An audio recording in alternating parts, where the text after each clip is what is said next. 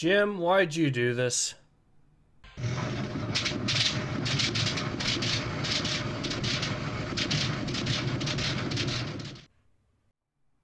Hello everyone, Ace here, and today we're going to be having a look at Jim Sterling's latest Jimquisition. Now, as you could probably tell from the very beginning, I'm not exactly the biggest fan of this video, so let's have a look at why, shall we? I should note that I am actually going to be abridging certain segments of his little video because he does include a lot of joke segments that don't really fit into what I'm talking about, and I do want to keep this video as short and palatable as possible, but otherwise, let's dive in, shall we? The Division 2, a game about civil war, societal collapse and terrorism, is, according to its creators, not making any political statements. It's a puzzling assertion to make for almost any game attempting to present a serious story about civil unrest, much less one that proudly plasters Tom Clancy all over its promotional material, Clancy having been an author of political thrillers and military espionage stories. The Division 2 team has been twisting and squirming as it attempts to capitalise on political imagery, while claiming to radiate no politics at all. And nowhere has the squirming been squirmier than in a by now notorious Polygon interview in which creative director Terry Spear came off as downright pitiful in his attempts to avoid admitting the obvious. In the interview, Polygon's Charlie Hall does an impressively tenacious job of trying to nail Spear down,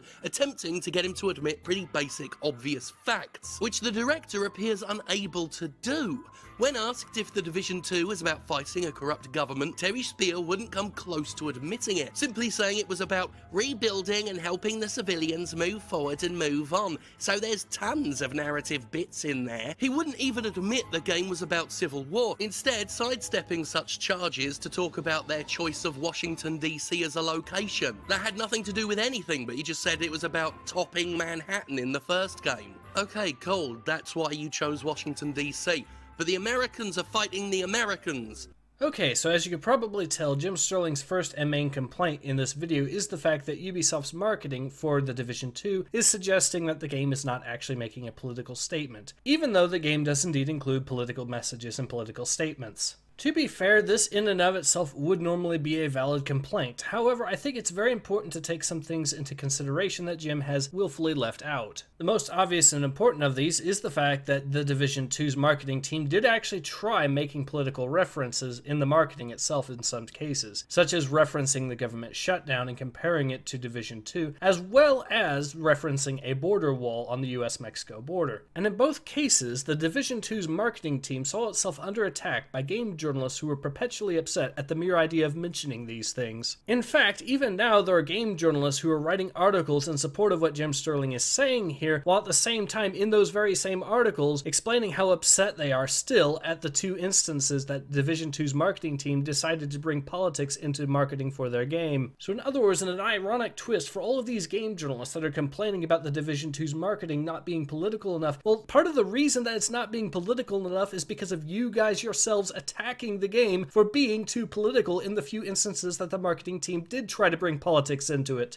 And do you want to know what the icing on this cake of irony is? It's the fact that the article that Jim Sterling is citing here is actually from June of last year, which means that this interview occurred before both of those political controversies occurred that the game journalists jumped on, which presumably the marketing team decided to make because they were trying to appease the game journalists that were jumping on them for not being political enough in the first place. You cannot win with these guys, can you? But going back to the interview article itself and when it was made, I think there are a few reasonable reasons as to why this particular individual might be so hesitant to talk about politics in his video game. Such as, for example, the Battlefield 5 controversy, which was at the time still very recent and fresh in the minds of everyone. Or how about the fact that the Division 2 itself was only announced a mere few days before this interview even occurred, which means that the general public didn't have that much information about the game, which would of course lead me to deduce that perhaps letting one of your very first interviews regarding the game turn into a discussion over the game's politics might actually not go over very well with the general public, in the same way that it resulted in game journalists attacking the game for the marketing team merely mentioning politics in two separate instances. And to be fair, I'm not a huge fan of having politics forced into my games, so all things considered, even though I do agree that the guy that's being interviewed here is being a bit spineless and squirmy about the whole thing, I am going to kind of side with him, ultimately speaking, because at the same time, I realize that he's not exactly in a very good position during the time of this interview. Anyways, Jim actually does rant a bit about this point, so I'm gonna have to skip ahead a little bit here here just to make this video short enough, I would say. Of course, I'll be keeping a link to this video in the description below in case you're curious and want to see the whole thing. But in any case, let's move on to his next point, shall we? The Division 2 begins with a cutscene which talks about the collapse of American civilization and makes a clearly definitive point that the people who had guns were the ones who survived the fall. Almost immediately, the game is flirting with gun debates.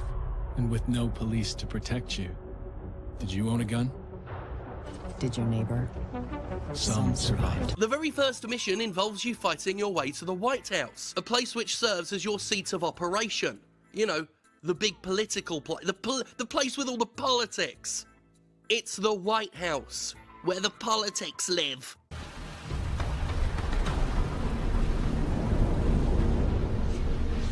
Okay, Jim, I do have to actually agree with you on this because this game does indeed have politics within it. There's no denying that. And while it is, again, completely true that the interview that you are citing did indeed have the guy squirming and try to weave his way out of this, it's important to note my two previous points. The fact that the journalists were attacking these guys after they actually did try putting politics into their marketing for the game, and also the fact that the interview itself came from June, just when the game was announced. In fact, considering the realization that the marketing team itself has actually repeatedly tried to cater to the politically obsessed game journalists that you represent, your video and complaints are now starting to come off more and more as you being unjust and unforgiving to this marketing team, which has actually, like I said, tried catering to you and your fellow game journalists repeatedly now since. So why are you even bringing up this interview from June? It's irrelevant at this point. So much has changed. They've actually tried doing what you want them to do, and your friends, the other game journalists, have been attacking them for it, Jim. So Jim ends up actually rambling a bit about this topic too. So let's go ahead and speed on to his next point and see what he has to say there.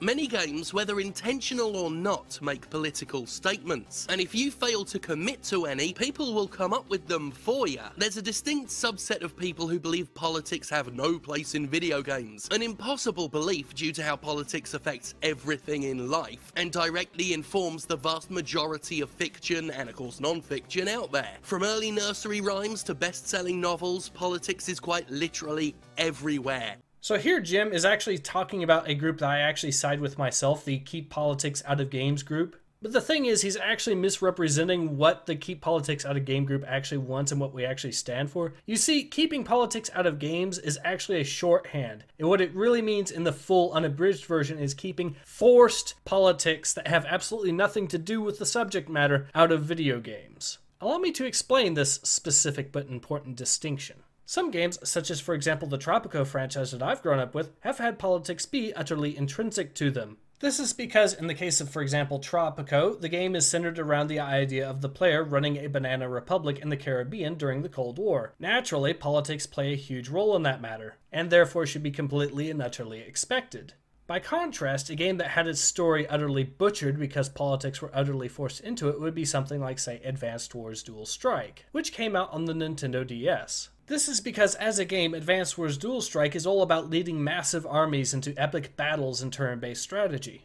And yet, at least someone that was involved in making this particular game thought it would be an utterly fantastic idea for the plot to be an environmentalist one, where the bad guys were using machines that slowly turned the Earth to desert to fuel their war effort. Surely you could see, Jim, just how utterly nonsensical this plot design actually was and how thoroughly it killed the story for the game. And yes, while this is just one example and one very extreme example, there are plenty others out there, Jim. And I hasten to add, those examples are getting more and more frequent, Jim, because we have people like you insisting that politics should be more prevalent in video games. But I will say this, I do have to agree with you on one thing here, and that is the fact that even if you don't intentionally put politics into your game, there are definitely people out there who will try forcing their own politics into your game for you. And actually, we are going to be having a look at that later in this video, in case you're curious, so we can see how insane and ridiculous it actually gets. Anyways, let's move on. Many of the most beloved and critically acclaimed video games are soaked in political statements and themes. Metal Gear Solid and its sequels touch on everything from nuclear disarmament to war profiteering to information redaction. BioShock is about an extremist libertarian city descending into a chaos of its own making. There are the strong environmentalist themes in Final Fantasy VII. Call of Duty, despite its reputation as Hoorah USA propaganda, actually carries some strong anti-war messaging in a number of its campaigns. Politics can be extracted from even the most unassuming of games because directly or indirectly they inform many of the most unassuming games. For what are Sonic the Hedgehog titles if they're not about a freedom fighter taking down an industrial capitalist enslavement ring? Jim, are you absolutely sure that the industrialist enslavement ring that Sonic the Hedgehog is taking down is actually capitalist? I mean, really think about it.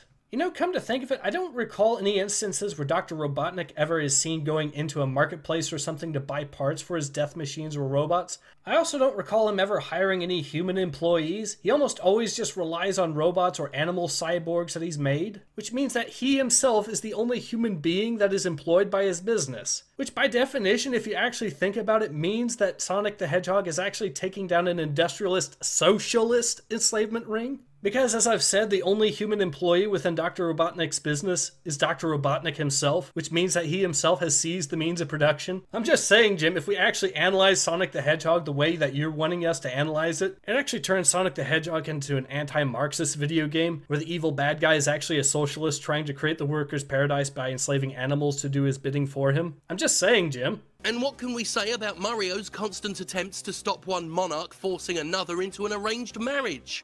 You know, Jim, I do have a question regarding forced monarchical marriages since you decided to bring that up, and my question is just this. When's the last time you've actually heard of an instance where a princess was forced to marry another member of another royal family because of a forced marriage? I'm just saying, Jim, I think that practice has died out back in the Victorian era, long before the Super Mario games were ever even made, which makes your argument completely redundant, because the politics surrounding it has become obsolete to the point that it's no longer a political issue, nor was it even by the standards of when the Super Mario Bros. Franchise was first conceived. Which brings me to my next point, and that's the fact that politics can actually become obsolete over time, which is one of the reasons why I actually don't agree with politics being forcefully inserted into video games in the first place, because it makes the video games themselves become dated with time. Anyways, Jim actually spends more time talking about the original interview and complaining about it, so let's actually move ahead to when he talks about another interview that was taken shortly afterwards. Ubisoft CEO Yves Guillemot wasn't quite as evasive as the red light director, but still refused to admit the Division 2 was saying anything. "Our goal in all the games we create is to make people think," he told The Guardian. "We want to put them in front of questions that they don't always ask themselves automatically. We want players to listen to different opinions and to have their own opinions. Our goal is to give all the tools to the player in order for them to think about the subject, to be able to see things from far enough away." What Guillemot fails to note is that his stated goal is itself a political statement. It's saying that the questions presented in-game, the opinions on display, are worthy of consideration and debate. Guillemot says Ubisoft's games give us the tools to think about subjects, but Ubisoft's making the ultimate choice about which tools, which subjects are present in-game, and those choices say something in and of themselves. Jim, you yourself just said that this guy is wanting people to think about the political implications of the subject matter. Right now, it legitimately looks like you're complaining about him attempting to be fair and even-handed and impartial when it comes to the political subject, as though you'd prefer that he actually openly pervert his game into a full-on propaganda piece completely supporting one side of the political debate. And this is, of course, before bringing up the fact that, once again, this article, just like the previous one, is from June. Once again, predating a couple of examples where Ubisoft's marketing team did indeed try to put politics into their marketing for this game. And while on that subject, Jim, I've noticed something else regarding this that actually has me rather concerned. Are these the only two sources you could find that actually support your argument here? Because considering just how far back both of these articles are, Jim, it's starting to look like you couldn't find anything more recent that actually supports your viewpoint here, and are basically just blowing hot air over an issue that Ubisoft actually already tried catering to you guys to repeatedly. Basically, as I've already said, it sounds more and more like Ubisoft just wanted to avoid talking about the politics early on and just wanted to focus on gameplay and story elements that didn't have to do with politics to keep from tarnishing the image of their game right away. You know, like what ultimately happened to Battlefield 5 at that time. Okay, so I am going to have to skip ahead here again because he does rant on this topic for a little while, so let's move on to the next subject. More than that, it does an utter disservice to video games themselves as a medium. To claim The Division is just about exploring a city or just asking questions is to narratively neuter it, to state that it's a spineless game with toothless themes, that it has neither the guts nor the capacity to stand for anything or say anything, which is downright insulting, not just to the audience's intelligence, but to The Division too. Jim, I not only have to say that I fundamentally disagree with you on this point, I even have to go so far as to say that you're completely bass-ackwards with it. Just because a game decides to take an impartial look at politics does not make it spineless. It does not make it brainless. It can actually do quite the opposite if it's done well. Let me give you a great example of what I'm talking about, specifically the ARMA 3 Laws of War DLC campaign. I even ended up doing a full-on review myself of that particular DLC, so I do know what I'm talking about here, and it handled its campaign and storyline quite well, undoubtedly well. And even though it's actually talking about the very real and touchy subject of landmines and warfare and the dangers they pose to civilians, it was actually able to take one of the most mature and even-handed and ultimately poignant stances I've ever seen a game do with regards to this specific subject matter. It handled it nothing short of phenomenally well, Jim. And it did so because it was being so impartial. It actively showed the different perspectives of the factions involved and what they had to go through and why they chose to do what they ultimately did. What you're talking about doing with this particular game, Jim, is the exact opposite of that. You're essentially saying that a cookie-cutter villain is actually better storytelling than this. And this brings me to the topic of why I so very much despise it when politics get willfully forced into a game where they do not belong and to extents that they do not belong. Because it's not actually being done to improve the game in any way. It's actually being done to use the game as a tool to push an ideology. It's an active disrespect to a game to force politics into it where it does not belong, Jim. What you are essentially saying is that the game itself is secondary to the ideology that you are trying to push. It's not as important as your political message, Jim. That is what I myself see, as well as plenty of other people, when we see game journalists, game publishers, or game developers talking about a game's politics more than the actual video game itself. Lately, game companies appear terrified to be seen taking stands on anything. Deus Ex Mankind Divided proudly marketed itself as a game about mechanical apartheid and explores themes of transhumanism, segregation, and martial law, yet Square Enix denied the game had anything to do with the imagery it was deliberately utilizing. It was claimed Mankind Divided wasn't trying to take a side in a story about very obvious and clear oppression of marginalized groups. Jim, did you even read the paragraph that you just cited here? This guy from Square Enix is talking about not wanting to take a stand as in limiting player choice on the matter because he realizes that at their core the Deus Ex games are roleplay games that are all about player choice, Jim. So if a player wants to be a bad guy, he should have the choice of being a bad guy, and taking away the player's ability to do so in this type of game would actually hurt their immersion and would actually hurt the gameplay experience. In fact, we already have an example of how this plays out because it was played out previously before with another game. Specifically, the Siege of Dragonspear DLC for Baldur's Gate 2, which had this very same problem, and players hated it for it, Jim. Do you not understand the problem here? You're not advocating for trying to make this game actively better, Jim. You're actually trying to sacrifice elements of it for your own political opinions. Okay, so since Jim decides to stay on this point for a while, we're actually going to skip ahead again to the next game he discusses. Even David Cage, so proud about how deep and provocative he thinks his games are, tried to distance himself from political themes in Detroit Become Human, a game about clearly defined prejudice, political upheaval, and the fear of automation. It's a game firmly sympathetic to the androids who are mistreated and othered and regularly misblamed for society's ills, with clear parallels to real-world racism. I used to say, as a joke, that Detroit Become Human boiled down to, what if androids was people? Which was a crack at the game's lackluster writing. But in researching for this video, to my disbelief, I found David Cage pretty much said the exact same thing in the game's defense. The story I'm telling is really about androids, he limply told Kotaku. They are discovering emotions and wanting to be free. If people want to see parallels with this or that, that's fine with me. But my story's about androids who want to be free. Yep, forget the game's overt political themes, forget the potential to say something of value, just render the game down to the most simplistic what if androids was people story imaginable. A child's story.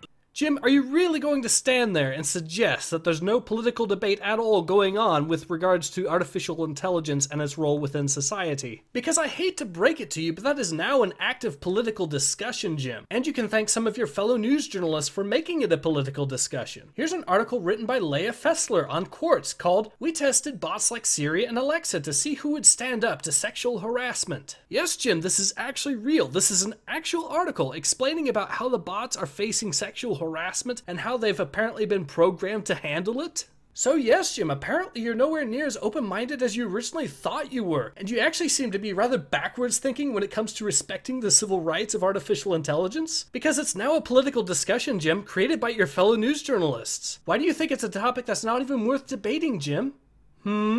Just recently, Valve hemmed and hawed over the removal of Rape Day from Steam, a game no highly prominent storefront in its right mind would be caught distributing. It spent days allowing the controversy to fester and even gain attention from real politicians before taking it down. Doing so with a mealy-mouthed statement only going so far as to say the game posed unknown costs and risks. It couldn't even bring itself to take a stand against Rape Day. That's a gimme. That's a freebie. That is one of the easiest things it could have taken a stand against. And no, Valve didn't dare. In a way, it's not hard to see why game companies could be scared to be seen having opinions. We live in some fucked up times where battle lines are being drawn in the sand over comic book movies, and where political radicalization is one of social media's biggest problems. We're dealing with real-life Nazis again. There's a very real terror out there about becoming targeted in the next big shitstorm, and I can appreciate that. This show, which I could also reductively boil down to just a show about video games, gets political all the time, especially when it comes to capitalism, regulation, and unchecked business practices, and it really can be exhausting and stress-inducing.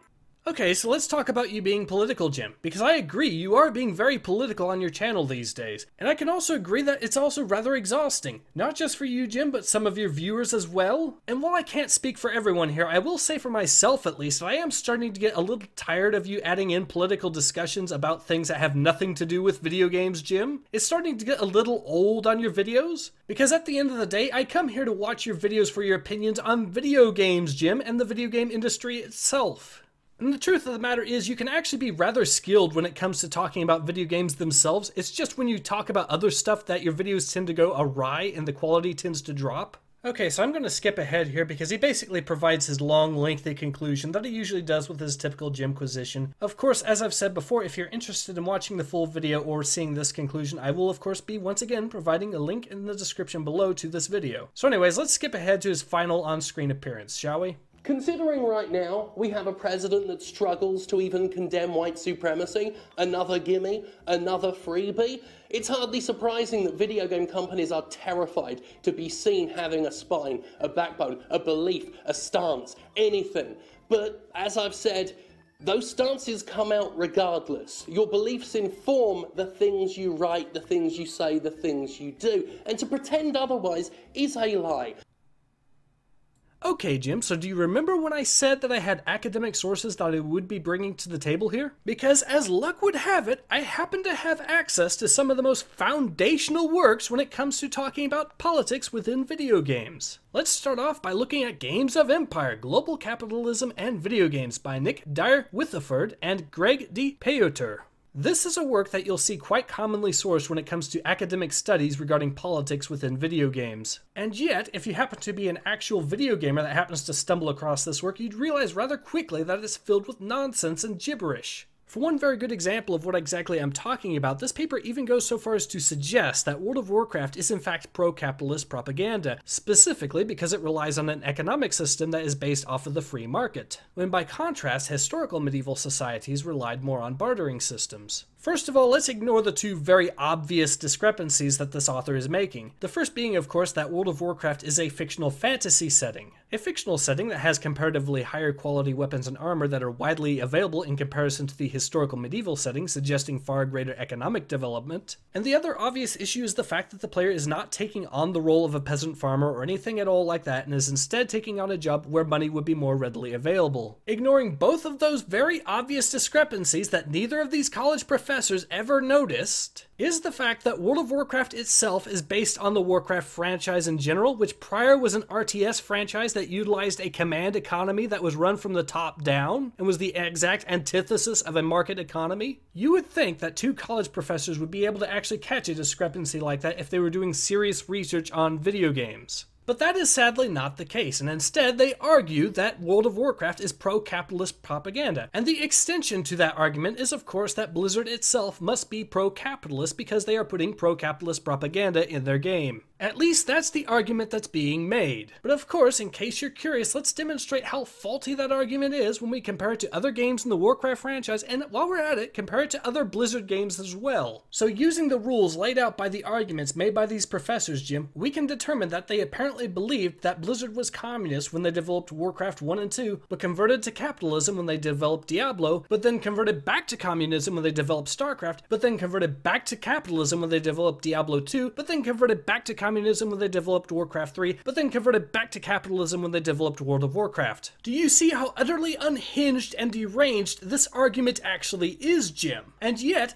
this is one of the most foundational works when talking about politics within video games. This is the sort of nonsense that you are arguing in favor of, Jim. But in case you thought it couldn't get any worse, let's look at another article, shall we? This particular paper is called Changing Realities, Video Game Mods, Micropolitics, and the Fantastic by Dr. Paweł Frelich of the University of Warsaw. This is a guy that actually goes after modders and even goes so far as to suggest in this paper that the mods themselves are a reflection of the political beliefs of the players, as well as the modders. One of the really interesting examples this guy mentions are some of the economy mods for Skyrim, specifically trade routes and trade and barter. In the case of trade and barter, he goes into detail on some of the factors that might actually go into a player's ability to buy things, such as the player's status, relationship to NPCs, location, knowledge, and behavior. It even takes into account the character's race, admitting that while, quote, racism is ugly, it's also an unfortunate fact of life. At this point, Dr. Frelich decides to conclude about the mod saying that, most interestingly, each of these options, including the racial attitudes, can be adjusted or turned off by the player, thus allowing those using the mod to express or simulate the expression of their political allegiance in the game. In other words, he believes it's actually an option specifically to cater to people who don't believe that racism exists, and not so much an option to cater to people that just want to customize the game a bit more, you know, considering that they're part of the modding community, and customization itself is a core component to the modding community itself. Unfortunately, Jim, this is the sort of nonsense that you are actively promoting at this point when you make this speech here. Just so you know.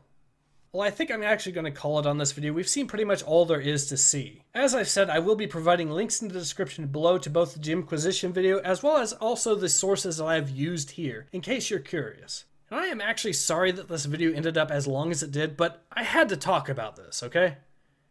In any case, I hope to see you guys again soon. Take care. Ace out.